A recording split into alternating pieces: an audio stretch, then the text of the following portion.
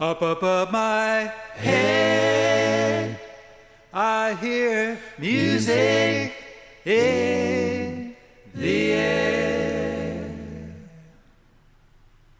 Up above my head, I hear music in the air. Up above my head, I hear music in the air. I know there must be joy somewhere.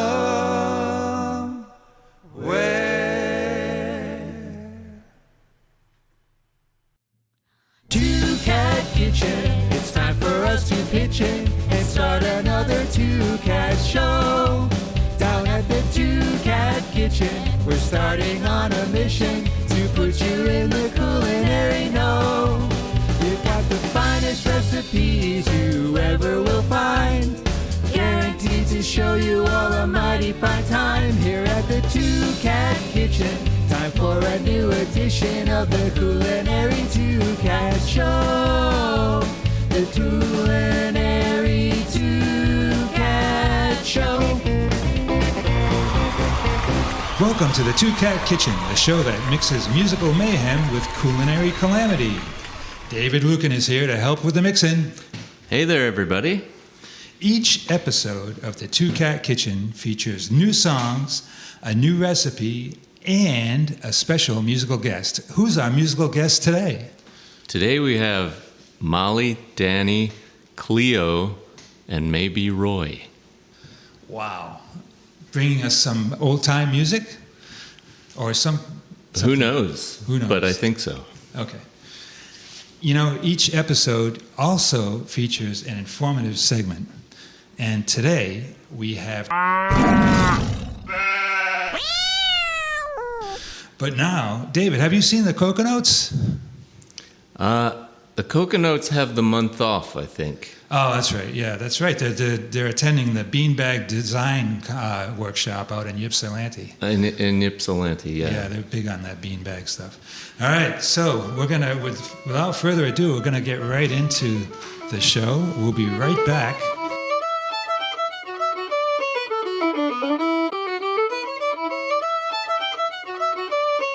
We're back at the Two-Cat Kitchen, and we're joined with our special musical guest for this episode.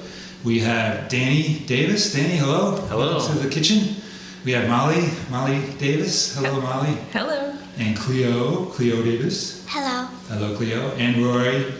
Hello. Hey, Roy, how you doing? How are you folks doing today? Thank you so much for joining us on the Two-Cat Kitchen. And you guys play music, I guess, and which is good because that's what we do here in the kitchen. And you play, I guess if we had to characterize it, it'd be kind of like old-timey music, maybe. What were you saying, Danny? Old-time string band music for square dancing and singing songs, folk songs. Yeah, that we've collected. You know. Okay, and what kind of instrumentation do we have? We know there's a fiddle. Yeah, that's Cleo's fiddle. She's been playing fiddle since before she could walk. And Roy, he's a good singer, and if he joins us with any instrument, it'll be a fiddle. Sometimes he likes to play mandolin and ukulele. Or an egg shaker. Egg shaker, drums. We like percussion. Multi-instrumental. Cleo plays other instruments too, but she's real focused on the fiddle lately. Yeah. Wow. I'll play today probably a guitar, a steel guitar, like a Hawaiian lap steel guitar, banjo, maybe like an old-timey banjo or a modern, like bluegrassy banjo. Did I say anything else? A guitar? We switch around a lot. And Molly will be switching around. Maybe today she'll play a lot of fiddle, maybe a little guitar. What are you thinking? Mandolin? Probably not today. How do you choose from It's really so hard. many? Yeah, it's just having fun and trying to whatever's in tune. Usually will be, or whatever's near us, because you don't want to run around too much when trying to get a tune started, get distracted, and start doing the dishes instead. Yeah, that's great. And I should mention to the folks at home that we're in your kitchen, and which is great. and you guys play around. This is where you guys play sometimes, right? As a family? That's Yeah. great. That's fantastic. How did you go towards old time music? I'm just curious. I'll have to ask Danny and Molly first because I know how Cleo got there. Well, I started playing in college, and I took lessons from a previous guest of yours, Sandal. Oh, okay. Yeah, but my dad and my grandpa were both fiddle players and guitar, so I heard a lot of music, and by the time I got to college, I decided I wanted to learn too. That's great. Yeah. Wow. So, yeah, your dad, I heard your dad plays fiddle. Yeah, that's fantastic. He plays in the Old Fiddlers Club of Rhode Island. They get a lot of gigs. It's a big group, right? It's a big group, yep. How about you, Danny? How did you go towards old-timey? So I guess I'll just start going backwards, like I'm here playing old time music, like really anything, mostly American. It'll be a little bit of Hawaiian I've been into lately, and keep going back. I met Molly. We were playing square dance music in a square dance band, and In Oregon. In right? Oregon, yeah. And before that, played in maybe another square dance band, a bluegrass band, like maybe a honky tonk band. Before that, played a little bit of country blues on guitar, and played. That's about all the old time music. Before that, it was. Oh, I know. I got a CD at a record store, and it had like Stagger Lee Blues, and it was because I liked blues music. And that's a old popular recorded tune. And I saw that was on a CD, a new one, by a band called Foghorn String Band, and they were playing at a pub up the street from my house. So I saw them, and I thought, oh, this is cool. It's like kind of like bluegrass music, but they're playing like tunes that I know of from the Delta Blues region. And that's probably I was like 19 or 20 at that point. So Wow, that's fantastic. before that, it was like Bob Dylan, Old Brother, Where Art Thou, kind of got me into that kind of music. Foghorn String Band, and getting to see them and their friends at some pubs and square dances in Portland, Oregon. And that was a whole lot of fun, young 20s and getting to meet people playing music. Before Portland, I was living in San Francisco and went to like Amoeba Music, the record store, and I'd get some CDs like Blind Lemon Jefferson, Ralph Stanley, and there was that free concert in the park, Hardly Strictly Bluegrass Festival.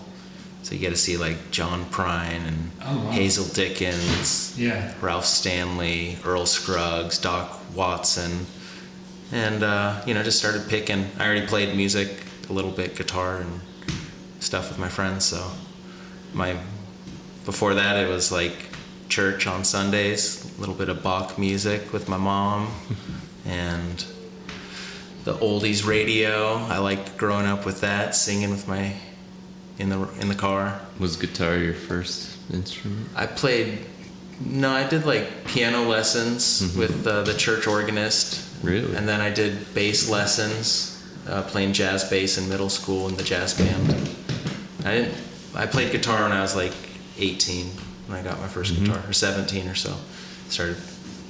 A roommate had one, so that was like the Bob Dylan, when Bob Dylan and Oh Brother, Where Art Thou, kind of kept going from there.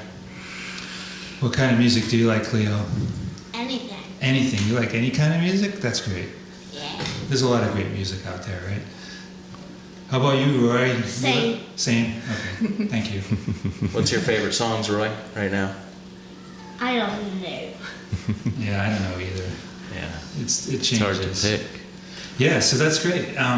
So yeah, that goes back a ways with the old time music. And so do you guys gravitate towards any particular types of songs or anything like that, or you just whatever you fancy? For a while, I was on a kick of learning all the Stripling Brothers tunes. Everybody knows about the Stripling. Everybody does, yes, of course. So All They're right, my so favorite. you're gonna have to explain that for me because I have no idea. What you're talking so we about. like to listen to old recordings. And 19 teens, 1920s, and 1930s. And we like to learn from those recordings, you know, the tunes that we'll play Oh, with each okay. other or at jams or something. So people will get interested in like one particular artist from back then and hopefully find some recordings and learn their tunes. So Stripling Brothers are brothers from Alabama, and they've got really cool tunes, like lots of C tunes in the key of C tunes. Yeah. Not sea shanties, but C tunes. So those are one of my favorites to learn and play. Benton Flippin, another guy that I like to learn a lot of tunes of his. What about you? Yeah. That's great. I just get excited about everything. Yeah, whatever. Like today, I was listening to Jerry Douglas, and I was listening to some Jordi Savall. He's a Baroque viol player, and he was playing some Celtic music that Roy was really into, and Cleo, like, what do you do with the drunken sailor? But it's really tasteful. I was like Baroque music with the dance rhythm of a viol. And I go back and forth with bluegrass and old time, and I like everything really. Like I like rock and roll. That's great. These kids like anything Irish good. music. They do Irish step dancing. So Oh, kidding. they Yeah. Oh, that's right. Yeah, I heard that. Yeah. Yeah, you take I like lessons. Irish music. Yeah. Yeah, I really love Irish music, Yeah. and the kids inspire me because they're dancing around the house, skipping around, and so we'll play anything you can get the kids to dance to. It seems like worth to play that kind of music. Musical chair. All right, I think we're getting a signal that it's time to play a tune, I think. All right. What do you think? You guys going to do a musical number for us right now? Sure. Yeah. Okay.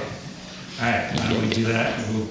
Here we go. What tune are you going to play? Do we know? I just have this call. What do you want to play first, Cleo? How about Foggy Mountain Top? All right. What is it called? It's called Foggy Mountain Top. Oh, Foggy Mountain Top. All right. You gonna play it on the guitar, Molly? I guess I will. How about I'll do it on the slide? All right, in key of D, right, Cleo? Yeah.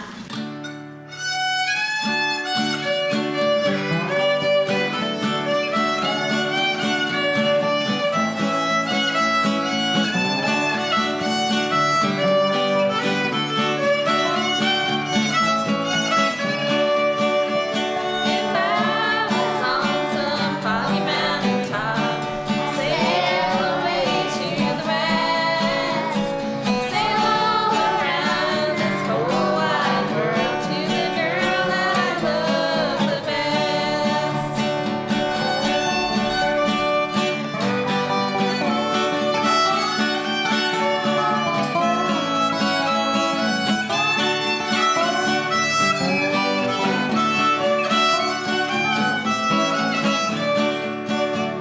He taught me to grieve and caused me to mourn, and he caused me to leave my home.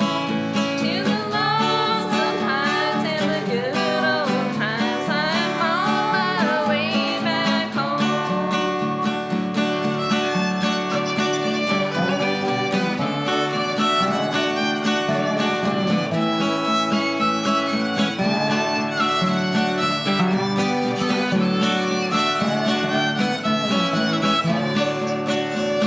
If I had listened to what my mama said, wouldn't be here today? Lying around this old jailhouse, weeping my poor life away.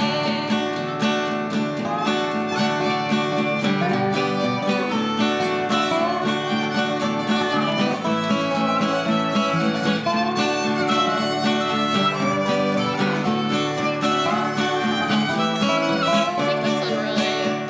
If I was on some foggy mountain top, sail away to the west, sail all around this whole wide world to the girl that I love the best. All right, Foggy Mountain Top. That was a great song. Fantastic. Nice job, you guys. So that featured, let's see, Cleo on fiddle. Cleo, you have a beautiful fiddle. I can see it has is that a rose on the back? Where did your fiddle come from? Do you know? Or the fiddle store? Who painted the rose? Who painted the rose? My dad. Your dad? Wow, that's beautiful. That's unbelievable. That's great. And let's see. And Danny, you were playing like a resonator guitar, or? Yeah, that's not one I made. That was Okay. but I am in the works. I got one in the works. I'm making. And the reason we're mentioning this is because Danny is a luthier, I guess. Was that? Yeah, that's my day job. Yeah, and makes all kinds of great, fantastic, fun instruments, great instruments, and we're going to talk more about that later on in the program. But that resonator guitar wasn't one that you made, but That wasn't one I made. I made the archtop guitar that Molly was playing. And Molly was playing guitar, one of your guitars. Wow. Yep. Beautiful guitar. I know, it was fantastic sounding guitar. That's great. So wow, that's great. So that was. And Foggy Roy was Mountain singing, Roy? lest we miss an important Yeah. detail. Roy and Cleo were both singing, and Singing with their voice. now we have Roy with an egg that he might play in the next song. Crack. Don't Or crack. No, don't crack the egg.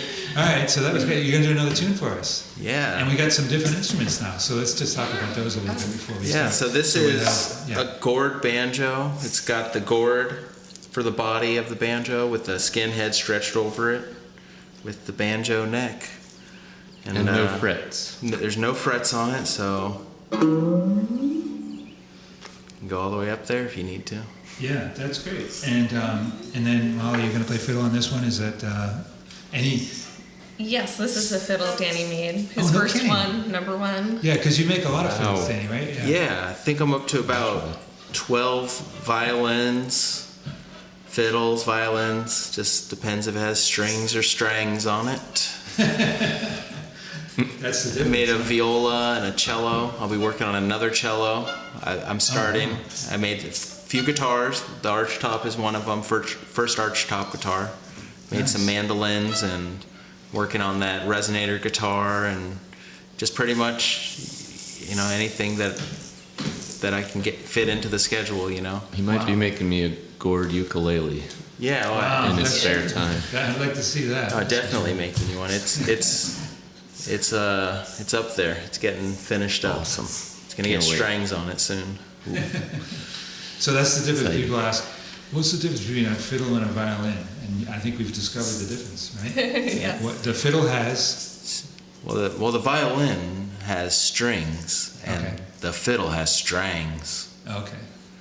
I knew there was something. So really, I hear violinists calling it their fiddle all the time, and correct. a lot of fiddlers, they pick out their best violin and fiddle it. So the name's interchangeable, but we Yeah. know what fiddle music sounds like. That's Charlie Daniels, and violins are anything else. All right, so we've solved that problem. That's great. Right here in the Two Cat Kitchen. And we're going to do another song, right? What do you have for us now? We're gonna do Soldier's Joy. Oh. Yeah, one of the fiddle Egg tunes. down. Lucky it didn't break.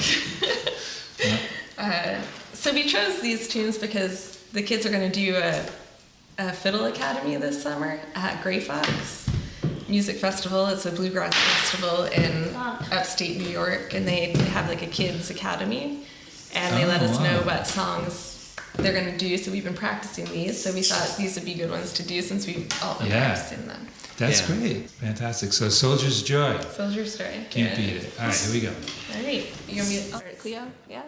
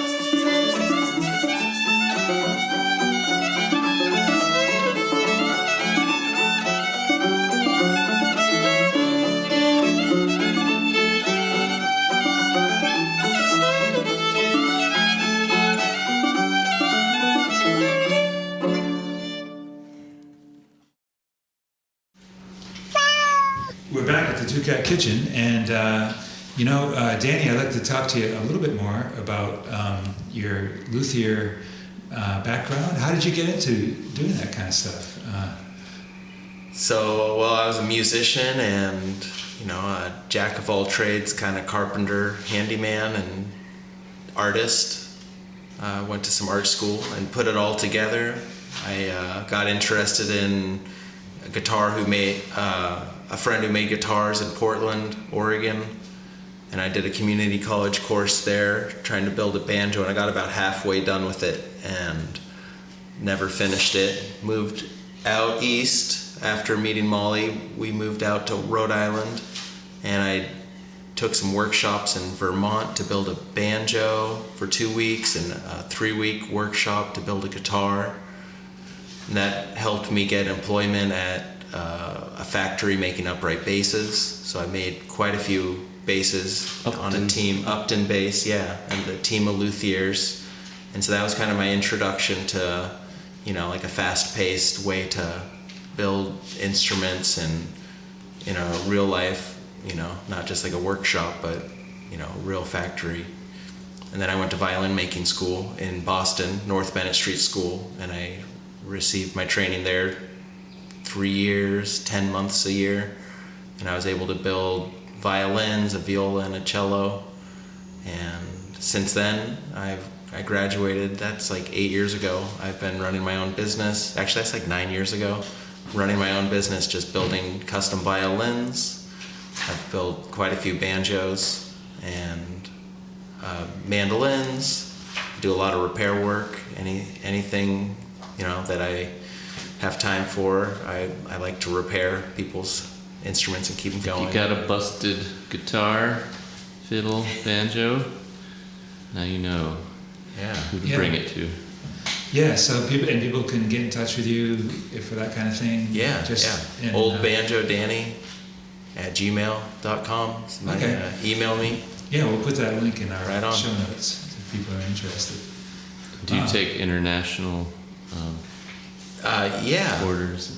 I haven't figured out how to ship internationally, and there are details that people definitely ship violins internationally, and I just have yet to do it. But anywhere on Earth. Yeah, and you mentioned you guys meeting, so. Meeting. I met them around the time when I moved here. I think I met Molly first. And then Danny showed up somewhere along the way there after you may have gone back out. I think we met at the Wood River Inn. Really? I think so. I believe you. Yeah. How did you two meet and then become musically involved? Well, Molly was courting me. She wanted me, but she used the excuse of my banjo expertise helping her find a banjo that she had. She was trying to acquire one, found a good deal on Craigslist, and That's gave not me a call. entirely true. Well, that's my point of view. And you were pretending to have some expertise Yes. at the time. Yes. Well, we first met at a place called Mississippi Pizza in Portland. He was playing a gig with an old-time band, right? Yeah. And so I was into old-time music. Like I mentioned, I learned from Sandal, and then I moved out to Portland, and there's like a big old-time music scene there. So I was going around to jams and shows and stuff, and somehow ended up at his, and we met at Mississippi Pizza. And then we had like a mutual friend randomly, Sean, right? Yeah. And then we just started hanging out. And then, like he did mention, I found that banjo on Craigslist because I played the fiddle, but I wanted to learn banjo as well. And I asked him to come with me to check it out. Then we just started hanging out, playing music, and That's great. That's such a beautiful story. No, that's great. The rest is history. The rest is history. 20 banjos later. I still And have 2 that kids. banjo though. It's not in this room, but it's like a beginner, like a rover banjo. Yeah. Nice sound. Banjo that started it all. So it sounds like you're from Portland area? Yeah, I'm from Portland. I'm born and mostly raised there. Lived in San Francisco a couple years when I was 19, 20, 21. Went back to Portland. And a few years later I met Molly, and she was playing fiddle and really like memorized tunes better than anybody. Like, so right away after fiddling for just a few years, she just joined the square dance band and just had a lot of fun with that. Still learning tunes. Nice. We've done some square dances out here, a couple of them, because I learned to call square dances a little bit. So, So is it square dance or contra dance? it's square dance. Square dance. Yeah. Because I know that here in New England, the contra dances are really big.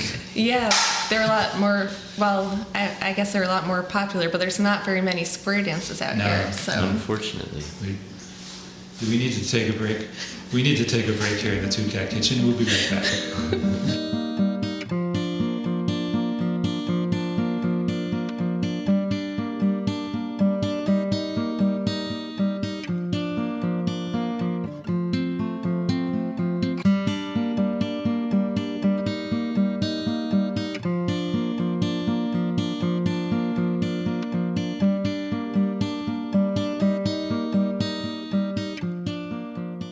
So Molly, you lived in Portland too for a while. Is that true? In Portland, Oregon, that is. yeah, so I'm from Rhode Island. I'm from Gloucester, Rhode Island, and then I went to URI. And after college, I went for pharmacy. And after that, I went and moved out to Portland and worked as a pharmacist out there in a few different jobs. One was at like a complementary and alternative medicine, like an integrative pharmacy that they had out there, which was really cool. And then I worked for the county, the public health department.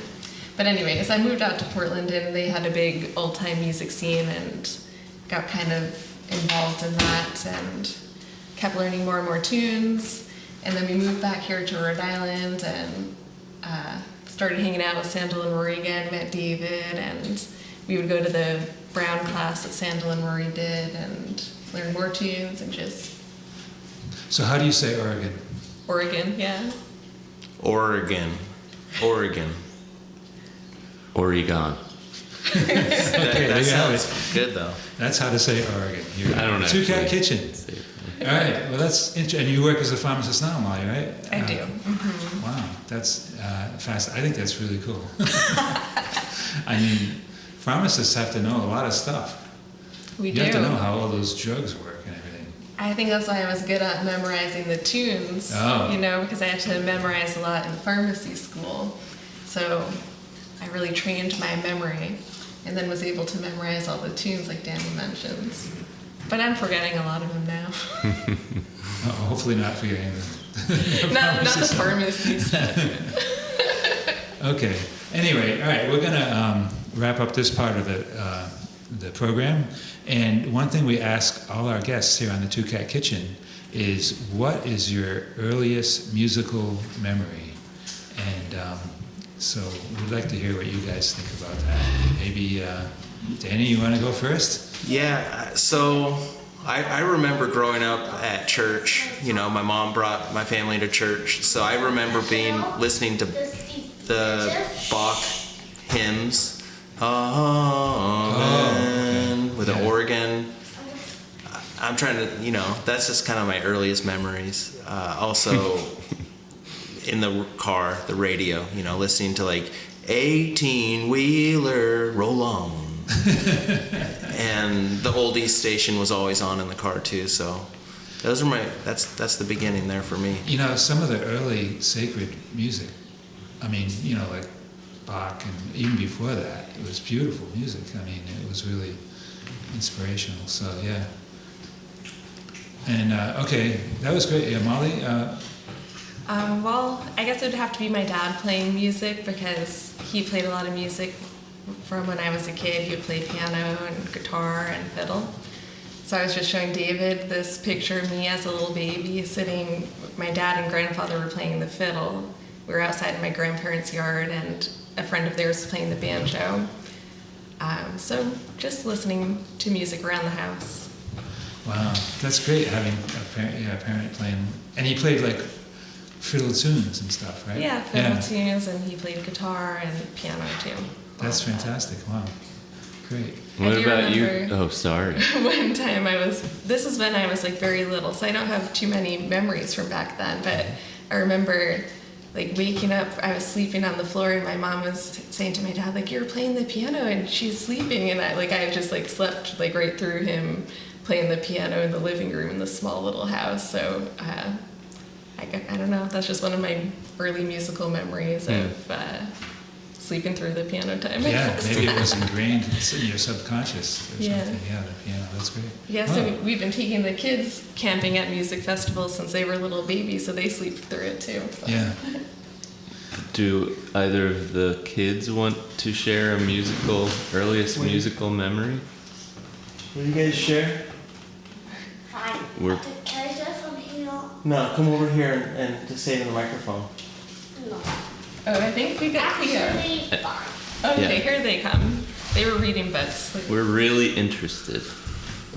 Listening to the wind chimes. Listening to the wind chimes. Oh, You have identical musical memories.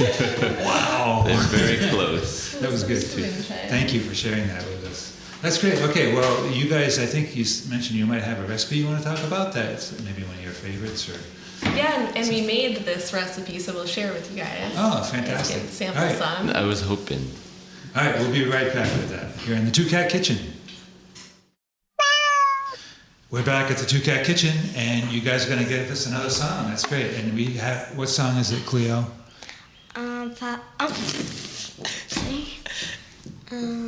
In the pines, in the pines. All right, In the Pines. That's great. Yeah. Do you like this song? Yeah. Okay, that's good. And it involves singing and playing, and instrumentation. We should mention that. Danny's playing his guitar that he made, which is great. And then we have two fiddles. Roy on the egg. Mike. Roy? Do you have a lot of different eggs that you play, or do you just use one egg? I could get another one. Yeah, he has a yellow one, a red one, a blue one. You have a lot of different eggs, so you have to pick the right purple egg. one. Yeah. Okay. All right. Thank you for that. Just play the yellow All one. right. Here we go. Let's get to it. You ready? Okay. In the Pines.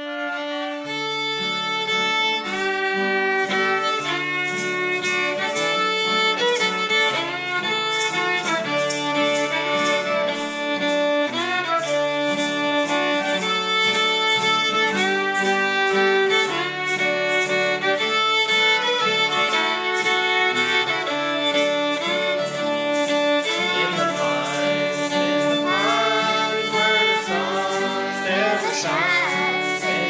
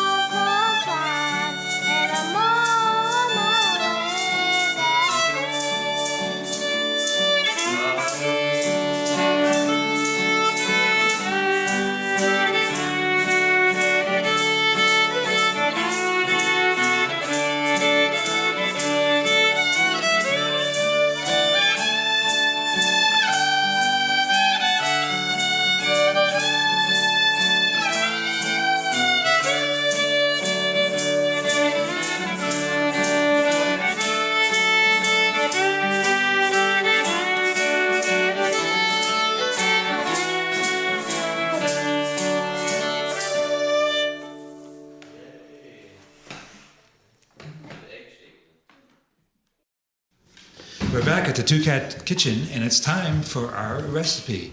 What do you have for us today? Danny, I think you got it. Yeah, so we have a special recipe here from our family called Lovely Lemon Lavender Scones. Wow. And we have some right in front of us here. They look glorious. They look great. I haven't tried one yet, but maybe we'll talk about them a little bit first, and then we can try them. All right, Lovely Lemon Lavender Scones. What is the basis? How did you, do you like scones?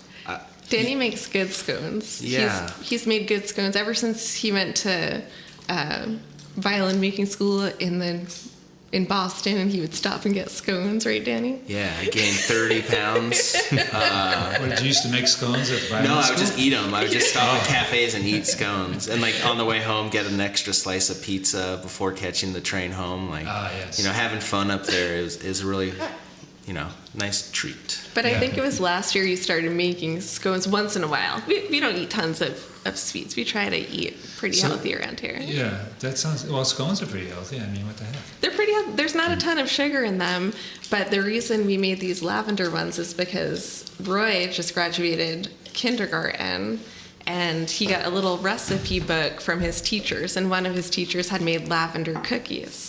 Oh. So last weekend when we went over David's and Sandal and Rory's for a potluck, we made those lavender cookies. Did you try one, David? I did not get one. Sorry about that, but Well. so then we got a bunch of lavender, and we're like, okay, now we need other things to make, with the lavender. And you're vegan, right? Wow. From Vegetarian. Okay. Yeah, there's Yeah. a lot of butter in this. That's good. That's Yeah. good Oh, for I'm me. holding Roy's recipe book. It's from his kindergarten. His teachers put together recipes like their Monday bread recipe, their Tuesday soup recipe. And we could put all the recipes in. Yes, Yeah. and we can write other recipes in that book, so we So- will write this one in. Roy, is this food that they made? Did you make the food when you were in school?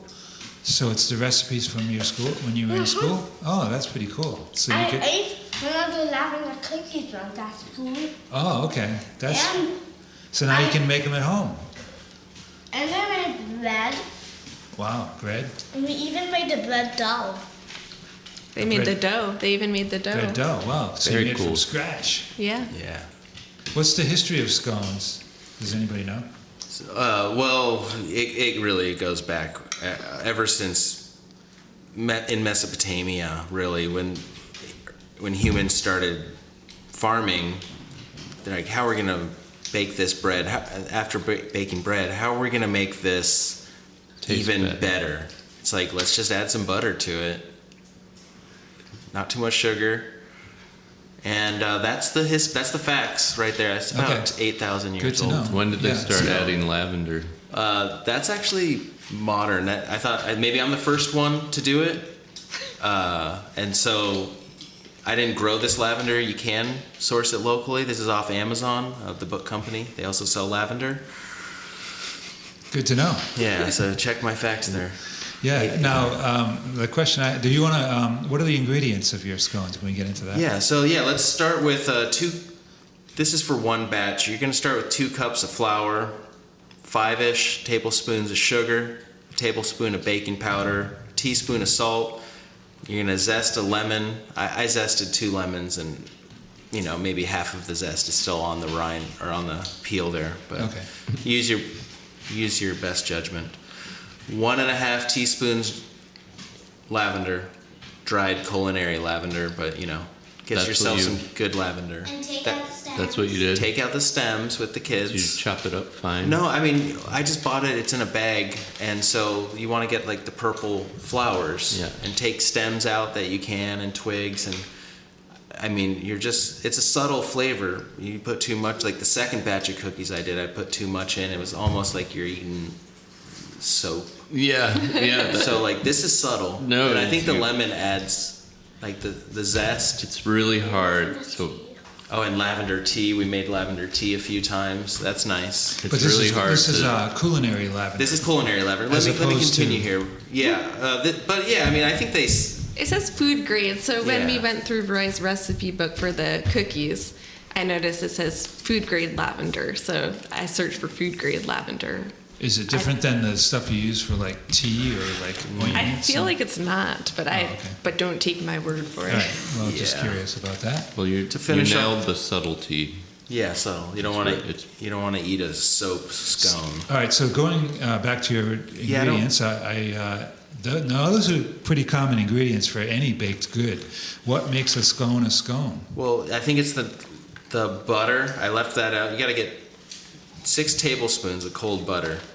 Cold butter. Cold butter. Yeah, I put a teaspoon of vanilla and 2/3 cup milk. You know, got to get it moist. And so I think this is my experience reading in on scones and having a lot of, pretty good scones out there. But you want to get the cold butter and knead it in, but you're not going to warm it up to the point that the butter is fully melted. And you want to have pockets of butter. Oh, so when you okay. put it into the oven, those butter pockets are going to melt, and you're going to have a flaky, yet moist scone. Okay, that's Or the difference. scone, if you're Scone. in England. Oh, I didn't know that. Scone. Scone. All right, so that's the deal, huh? It's the layers, I guess, huh? The flaky layers. Yeah, and you can't knead it too much. This is 10 to 15 times, really. 10 to Okay. 15 times, and you've done it enough. Unless it's not a ball yet, and then knead it a little more. But once it's a ball, you can go ahead and turn it into a pizza-shaped, 1 inch thick, pizza-shaped round. Yeah. Put it down, slice it up like a pizza, 8 slices, and put it out on your. Oh, this is after you bake it. No, this is before you bake Oh, it. before you bake it. Before you bake it. Oh. Get your round. Yeah. Your 1 inch thick or so round, depending on how much dough you got going here, like about Yeah. the size of a volleyball in circle. Yeah. And just cut it with a knife. It will. Then you can pull it apart. It's pretty solid. Yeah. And make sure it has a little space in between the other triangles. Okay. Well, there's, and So you cut it bake before up. you cook it. Yeah. Okay. Yeah. And then how much do you bake it? 425 degrees or so, and on your oven for about 12 to 13 minutes. And really, okay. the first time I baked this yesterday was 12 minutes, and it was a bit doughy, but it had a nice, kind of caramelizing the sugar down there at the bottom. Second time I did it, 13 minutes. Perfect. Bada bing. These are the best ones. Wow. 1 minute difference makes 1 all minute the difference. difference, yeah. Yeah, isn't that crazy how that is? Yeah. And all right, that sounds great. I'm gonna try mine. I don't know if you guys have already. I eaten already yours. ate almost all of mine. This is the. I already forgot the name of them. Lovely Lemon Lavender scones. Yeah, I added the Triple L. Yeah, I added that extra L. Oh, these are good. This is my third one. The third one's better than the first ones, too.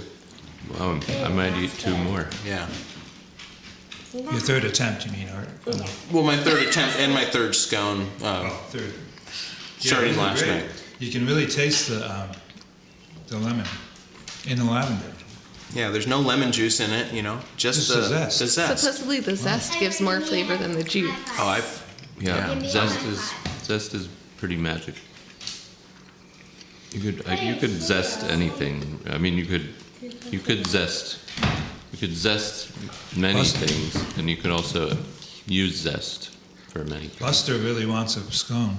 Oh, Baxter. I mean, Baxter, sorry.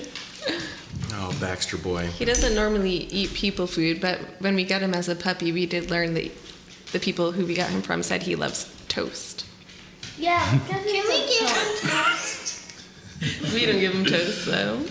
Yeah, we're strict here about. I'm gonna give him some of my toast. I'm gonna give him some of my toast too. Mom let that slip.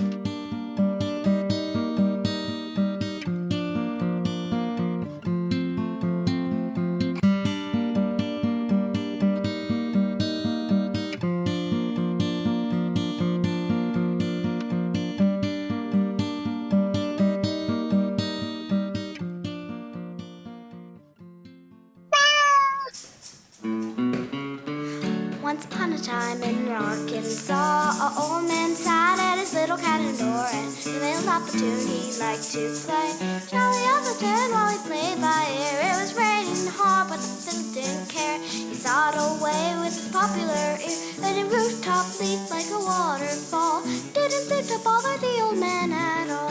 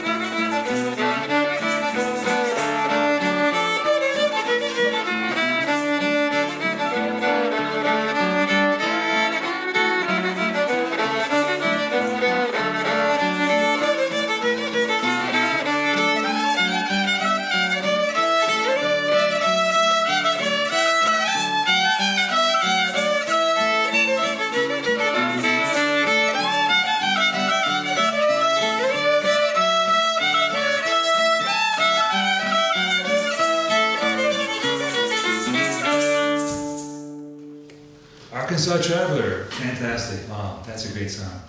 Yeah, that sounded wonderful. And I was wondering, you were talking earlier about diving into the old recordings and stuff from the way back in the day, and I was wondering where that version comes from. I think that one was just a mix of some, but we sometimes play like a pretty cool Tommy Gerald version of Arkansas Traveler. A little bit different than that one. Where did the lyrics come from? Where'd you learn those lyrics? Yeah, I don't think I've heard those. So you picked that up from CDs like Lomax and other stuff. Yeah, Lomax is a public broadcasting He's program. the Hound of Music. Yeah, the Hound of Music. And, that's a lot of our music either comes from old recordings or children's programs, and we just play them the best we can. We didn't do any jokes, you know. Sometimes the Arkansas Traveler, you'll stop the plane and hit a quick joke like, "Hey farmer, how come your roof's leaking?" "Well, I got up there to fix it and it wasn't leaking because it wasn't raining," you know. Yeah, I guess you'd have to work up those jokes to get someone to laugh on them. You know. It was close. Yeah, it was there, right, almost there. Mm-hmm.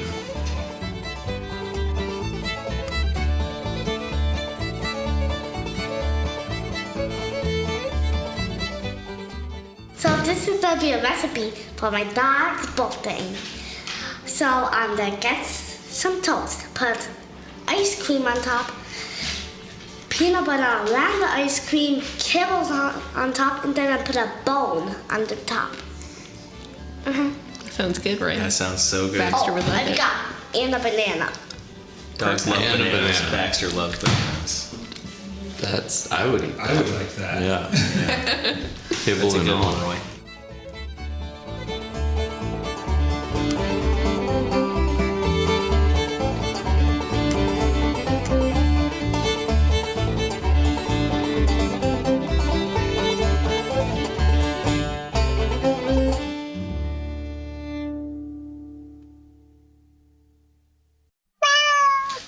Well, that was fantastic scones, fantastic recipe. I'm gonna have to get that from you, I think, and I could be, that was really good. Thanks for sharing that with us. And also thanks for being guests on the Two Cat Kitchen. We really appreciate it. That was great that you could come on and for the great music and everything. Thanks for having us. It's been fun. Yeah, thank you. This is great. That's all we have time for in this episode of the Two Cat Kitchen.